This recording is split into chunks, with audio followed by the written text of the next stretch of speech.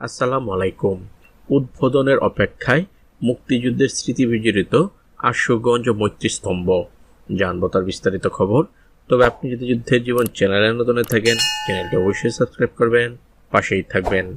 ব্রাহ্মণবাড়িয়ার আশুগঞ্জে মহান মুক্তিযুদ্ধের স্মৃতি স্মারক হিসেবে নির্মিত ভারত বাংলাদেশ মৈত্রীস্তম্ভ ও পার্কের নির্মাণ কাজ শেষ হয়েছে। মুক্তিযুদ্ধের প্রকৃত ইতিহাস নতুন প্রজন্মের কাছে তুলে ধরতে আগামী এপ্রিলে দৃষ্টিনন্দন এই স্থানটি সর্বসাধারণের জন্য উন্মুক্ত করে দেওয়ার পরিকল্পনা করেছে স্থানীয় প্রশাসন। ঢাকা সিলেট মহাসড়কের পাশে আশুগঞ্জের কামাওরা এলাকায় প্রায় 3.5 একর জমির ওপর 72 কোটি টাকা ব্যয়ে এই মৈত্রীস্তম্ভটি নির্মাণ করা হয়েছে। গত বছরের নভেম্বরে এর নির্মাণ কাজ শেষ হলেও এখন চলছে আনুষ্ঠানিক উদ্বোধনের প্রস্তুতি।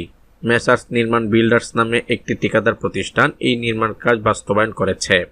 1971 সালের 6 ডিসেম্বর ব্রাহ্মণবাড়িয়ার পূর্বাঞ্চলের আখাউড়া এবং 8 ডিসেম্বর ব্রাহ্মণবাড়িয়া শহর হানাদার মুক্ত হয়। এরপর মিত্রবাহিনী ও মুক্তিযোদ্ধারা যৌথভাবে আশুগঞ্জের দিকে অগ্রসর হতে থাকেন। তবে ভুল তথ্যের কারণে 9 ডিসেম্বর রাতে আশুগঞ্জের সোহাগপুর ও কামাওরা এলাকায় পৌঁছালে আগে থেকে উৎপেতে থাকা পাকিস্তানি বাহিনীর সদস্যরা মিত্রবাহিনী ও মুক্তিবাহিনীর ওপর অতর্কিত হামলা চালায়। এতে উভয় পক্ষের মধ্যে তুমুল যুদ্ধ হয়। এই যুদ্ধে ভারতীয় বাহিনী কর্মকর্তা সহ বিপুল সংখ্যক সদস্য এবং অসংখ্য মুক্তিযোদ্ধা প্রাণ হারান। মহান মুক্তিযুদ্ধে ভারতের এই আত্মত্যাগের স্মরণে মুক্তিযুদ্ধ বিষয়ক মন্ত্রণালয় আশুগঞ্জের এই মৈত্রীস্তম্ভটি নির্মাণ করে। মৈত্রীস্তম্ভের সীমানায় রয়েছে 10 মিলিমিটার গ্লাসের দৃষ্টিনন্দন বেষ্টনী। ভেতরে প্রবেশ করলেই চোখে পড়বে 1971-এর অগ্নিঝরা দিনগুলোর নানান ভাস্কর্য ও দেয়াল চিত্র।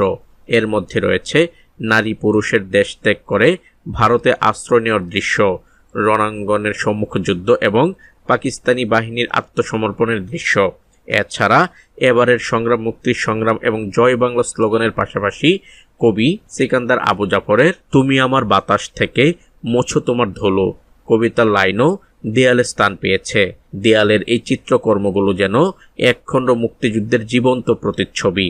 স্মৃতিস্তম্ভটিতে ভারতীয় সেনাবাহিনীর 79 জন অফিসার, 70 জন জেসিও, অন্যান্য পদের 1482 জন সদস্য, বিএসএফ এর 29 জন, বিমান বাহিনী 11 জন এবং নৌবাহিনীর 6 জন সহ অসংখ্য মুক্তিকামী জনতার নাম লোহার ভারী শেটে খোদাই করে লেখা রয়েছে। আশুগঞ্জের যুদ্ধ নিয়ে তৎকালীন কমান্ডার নুরুল ইসলাম বলেন, 1971 সালের 9 ডিসেম্বর ভোর রাতে আমরা পাকিস্তানি বাহিনীর এমবুসে পড়ে যাই, অর্থাৎ ফাঁদে পড়ে যাই। সোহাগপুর, বাহাদুরপুর ও দুর্গাপুর মিলিয়ে হওয়া এই যুদ্ধে বহু হতাহতের ঘটনা ঘটে।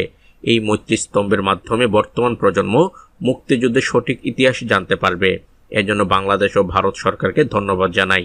জেলা মুক্তিযোদ্ধা কমান্ডার আহ্বায়ক হাজী সৈয়দ এমরানুল রেজা বলেন, মৈত্রীস্তম্ভটি বাংলাদেশ সৃষ্টির ইতিহাস থেকে শুরু করে পাকিস্তানি বাহিনীর আত্মসমর্পণের দৃশ্য ফুটিয়ে তোলা হয়েছে।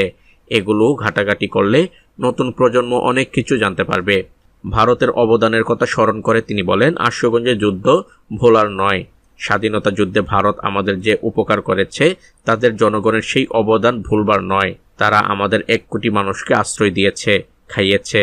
তবে আমরা একটি স্বাধীন দেশ, ভারতের সাথে আমাদের বন্ধুপ্রতিম সম্পর্ক রয়েছে। আশুগঞ্জের উপজেলা নির্বাহী কর্মকর্তা ইউনো রাফে মোহাম্মদ ছড়া জানান, গণপূর্ত বিভাগের মাধ্যমে ঠিকাদার প্রতিষ্ঠানের কাছ থেকে গত নভেম্বরে মৈত্রীস্তম্ভটি বুঝে পেয়েছে উপজেলা প্রশাসন। তিনি বলেন, মুক্তিযুদ্ধ বিষয়ক মন্ত্রণালয়ের নির্দেশনা অনুযায়ী আমরা মৈত্রীস্তম্ভটি বেসরকারি খাতে ইজারা দেওয়ার যাবতীয় কার্যক্রম হাতে নিয়েছি। আশা করছি চলতি এপ্রিল মাসের মধ্যেই এটি ইজারা দেওয়া সম্ভব হবে। এরপর মন্ত্রণালয়ের নির্দেশনা অনুযায়ী এটি উদ্বোধন করে জনগণের জন্য উন্মুক্ত করে দেওয়া হবে। তো আজ এ পর্যন্তই, দেখা হবে অন্য এক নতুন ভিডিওতে। ততক্ষণ পর্যন্ত সবাই ভালো থাকবেন, সুস্থ থাকবেন। আল্লাহ হাফেজ।